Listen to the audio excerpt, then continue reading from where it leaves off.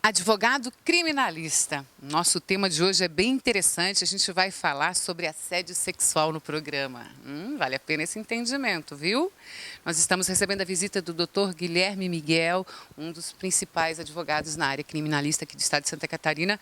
Ele que é especialista em perícia criminal, ciências forenses e crimes sexuais. Ele que tem diversos artigos também publicados dentro e fora do país. Isso é muito bom.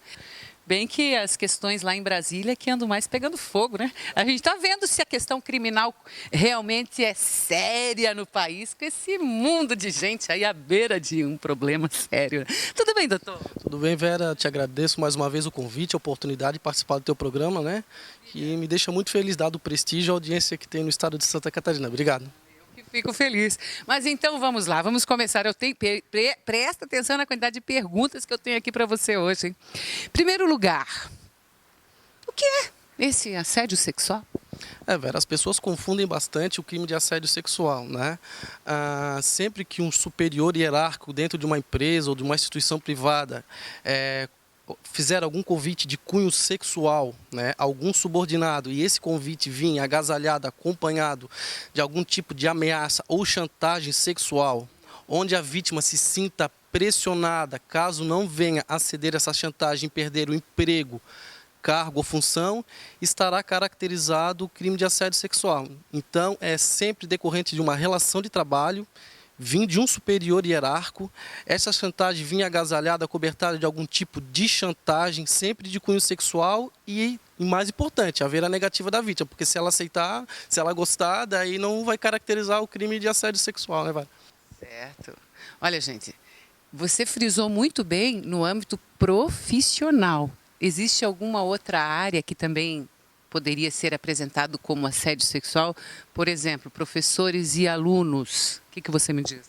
Vera, na questão de professor e aluno, há uma discussão muito grande, né?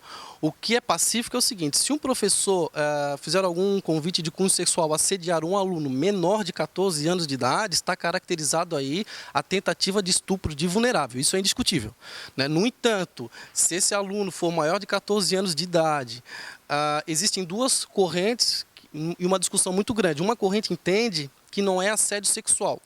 Por quê? Não há uma relação de trabalho e o aluno não é subordinado dentro de uma empresa em relação ao professor. No entanto, há uma corrente, eu me posiciono nessa corrente, que o professor ele influencia o aluno. Então, se houver qualquer convite, qualquer ameaça, né, intimidação direta ou indireta em face do aluno, eu entendo que também há assédio sexual e existem várias jurisprudências, né, nos tribunais já nesse sentido. Paquerar ou elogiar. Você está bonita hoje. Está bonito hoje. Pode ser entendido como um assédio sexual? Se a gente levar para um ambiente de trabalho, a paquera, o elogio, a cantada, o flerte, não necessariamente vai caracterizar um crime. Não é crime um chefe paquerar uma subordinada, dar um elogio. No entanto, se esse elogio vir acompanhado com um tom de ameaça, tom de chantagem, e pode ser direta ou indireta, e essa vítima se sentir pressionada, caso não venha a ceder, né, o assédio do seu superior hierárquico, aí sim está caracterizado o crime de assédio sexual. E a mulher também entra nessa condição como assediadora, vamos dizer?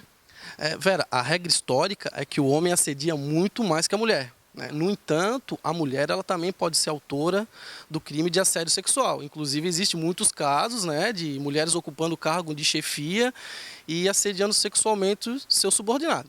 Mesmo pessoas do mesmo sexo? Sim, é o crime que a gente chama de o crime democrático, né? Pode ser cometido por qualquer pessoa contra qualquer pessoa. Homem pode assediar homem e mulher também pode assediar mulher, né? E como se prova, né? Como vocês, como advogado criminalista, conseguem a prova de que realmente é um assédio sexual? Em regra, o advogado criminalista ele atua mais na defesa do autor, né? Mas o que eu aconselho, né? É uma opinião pessoal minha. Eu aconselho, primeiro, a vítima deixar bem claro que é contra aquele tipo de assédio. Não tendo resultado, eu aconselho a procurar o sindicato da categoria, que o corpo jurídico saberá dar todo o encaminhamento. Ou se a pessoa não fizer parte do sindicato ou achar por bem, também pode procurar a delegacia de polícia. Você fácil provar, né? A não ser quando tenha outras pessoas. Então, isso fica a cargo, então, do promotor que vai ter essa dificuldade de conseguir essas provas. É, o fato, a pessoa deveria tentar gravar. Por quê? Ocorre, e tem também no judiciário alguns casos, de funcionários que são dispensados e eles acabam fazendo falsa comunicação de crime, dizendo que foram assediadas sexualmente e não foram. Então, por isso que o judiciário, ele analisa de forma bem específica, bem detalhada, caso a caso, para ver se não configura algum tipo de falsa comunicação. Você falou agora aí sobre a questão de gravar, né? E serve como prova mesmo uma gravação de um telefonema ou de um vídeo que a gente pode fazer hoje a qualquer momento mesmo com um aparelho celular? Com toda certeza, serve como prova direta, né? A palavra da vítima, de certa forma, a palavra da vítima também serve como prova, mas acaba ficando mais frágil, o juiz acaba procurando alguns outros tipos de elementos para ver se realmente a história faz sentido, né? No entanto, é uma realidade, né? É uma realidade presente, o assédio sexual, e é um crime que deve ser fortemente combatido pelas autoridades. E se realmente comprovado que teve assédio sexual, qual é a penalidade? Vera, a pena é de 1 a 2 anos de detenção, mas como é que ocorre isso aí no judiciário, né? O autor, a primeira audiência é de conciliação. Eles tentam conciliar a vítima e o autor. Não havendo conciliação, o promotor vai fazer uma proposta de transação penal. E o que é isso? A transação penal, o promotor vai falar o seguinte, em regra, eu deixo de processar você criminalmente desde que você ou cumpra serviço comunitário ou pague 1 ou 2 salários mínimos.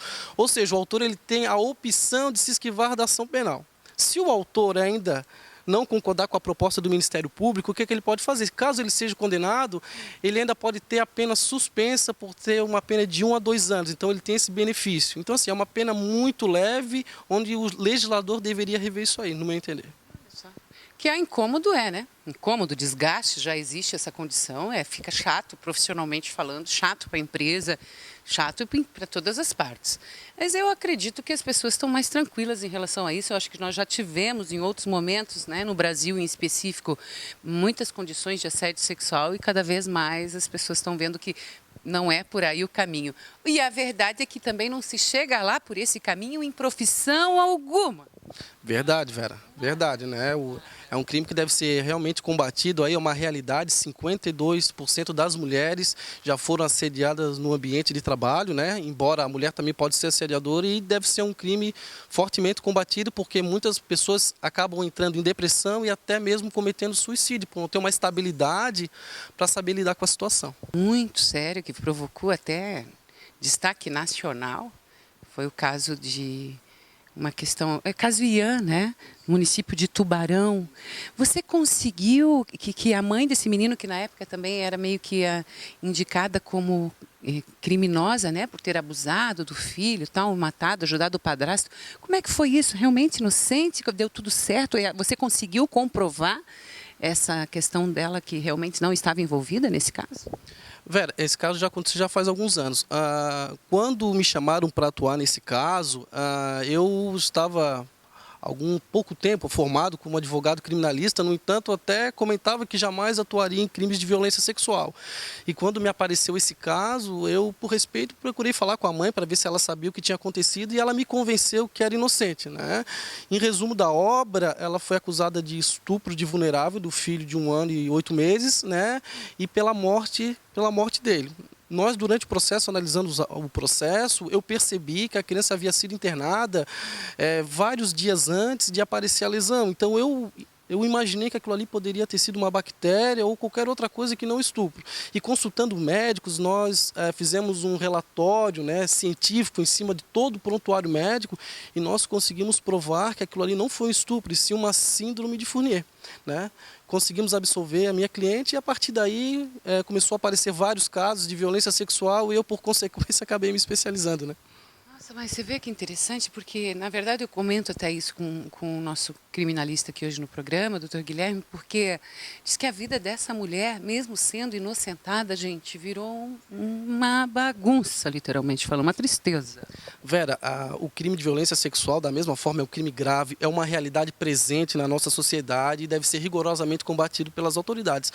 No entanto, o crime de violência sexual é onde há os maiores índices de erro judiciário, muitas vezes motivados por vingança, por brigas de patrimônio. Então, assim, o judiciário tem que estar atento a isso. Porque a vida da pessoa acaba sendo bastante complicada profissionalmente, depois em diversas situações, mesmo que inocentada. Depois a pessoa ela tenta reconstruir a vida depois de um fato desse e é complicado, né? No caso, essa minha ex-cliente, agora amiga, posso dizer, ela está com a vida destruída. Ela não consegue se recolocar no mercado de trabalho, uma psicóloga formada, né?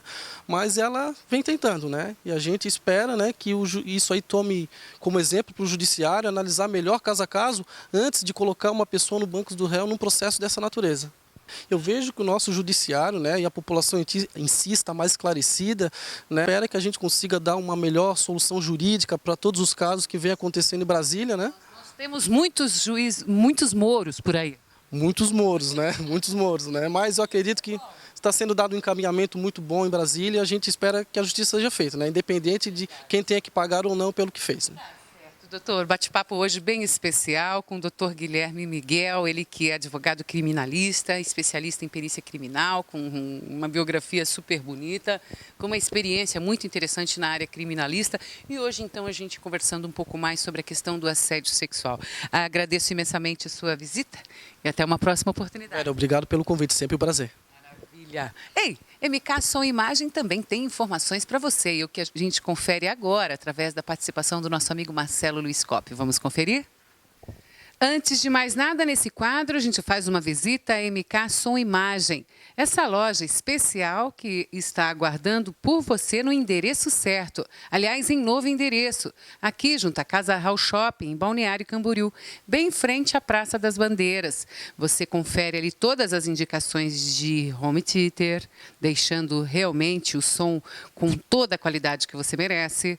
Todas as opções em telas, em cinema, tudo que você realmente pode querer de melhor para você e para sua família. Aliás, os projetores são super inteligentes. A tecnologia avançada garante a sua sala de cinema até em pequenos espaços. Venha fazer uma visita.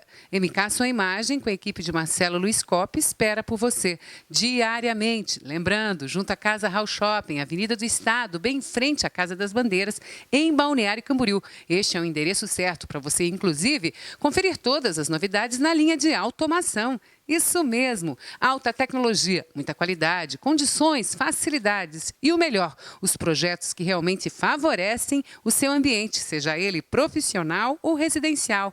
Essa é a dica de hoje. É isso, nós vamos agora direto ao intervalo, na sequência, maiores informações para você. Até já!